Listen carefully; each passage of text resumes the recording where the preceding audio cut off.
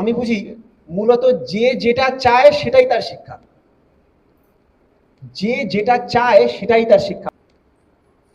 আমি সায়েন্টিস্ট হতে চাই, তাই তো সায়েন্স পড়ি। আজ থেকে বহু বছর আগে বাড়ি বানাতে হবে কেন, আমার শেল্টার চাই, ওখান থেকে ইঞ্জিনিয়ারিং এর উৎপত্তি। আমার পেটটা ঠিক করতে হবে, ওখান থেকে কিন্তু আমার ডাক্তারি জ্ঞানের উৎপত্তি। জ্ঞানটা রেজাল্ট না, এই জ্ঞানটা কজ না, জ্ঞানটা এফেক্ট। তাই মূলত আমরা যা চাই সেটাই আমাদের শিক্ষা। তাই সব চাহিদার যদি আমি সেন্টারে যাই, আপনি গার্লফ্রেন্ড বয়ফ্রেন্ড চাচ্ছে, কেউ বিয়ে করতে চাচ্ছে, কেউ একলা থাকতে চাচ্ছে, বাচ্চাটা দৌড়ে খেলে বেড়াতে চাচ্ছে, প্রত্যেকটা চাওয়ার পিছনে রয়েছে আমি থাকতে চাই, আনন্দের সাথে উপভোগ করতে চাই।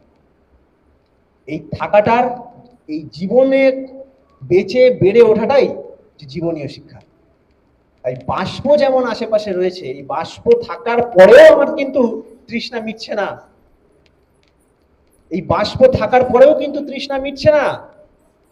আপনাকে মুহূর্ত জল লাগছে তৃষ্ণা মেটানোর জন্য, তেমনি আপনার মধ্যে জীবনীয় শিক্ষা সারা পৃথিবীতে যতই থাকুক না কেন, এতেও আমাদের কারোর সেই জীবনীয় শিক্ষায় শিক্ষিত হতে পারবো না যদি জীবনীয় শিক্ষার একটা মূর্ত প্রতীক না থাকে। আপনারা আপনাদের ছেলে মেয়েদের ছোটবেলা থেকে বলে থাকবেন, জোরে জোরে পড়, লিখে লিখে পড়। শ্রী ঠাকুরের বাণী আছে যে লেখাপড়া করবি যখন মন মাথাতে নিস একে, লিখে সেটা পরখ করিস, যায় কিনা যায় তা বেঁকে। আমাকে এই বাণীটা খুব দেখাতো মা, দেখেছিল মামা দেখাতো, এই দেখো ঠাকুর লিখে প্র্যাকটিস করতে বলেছেন, যেহেতু জানে ঠাকুরের কথা শুনবো সেটা। কিন্তু আমি পরে যখন আরেকটু বয়সে বড় হয়ে নিজে ফিরে গেলাম, ঠাকুর ওরা শুধু লেখাপড়ার জন্য বলেনি, ঠাকুর সবকিছুর জন্য বলেছেন। গরু একবার খেলে হয় না, গরু খেয়ে কুজের মধ্যে রেখে দিয়ে পরে আবার জাবর কাটে।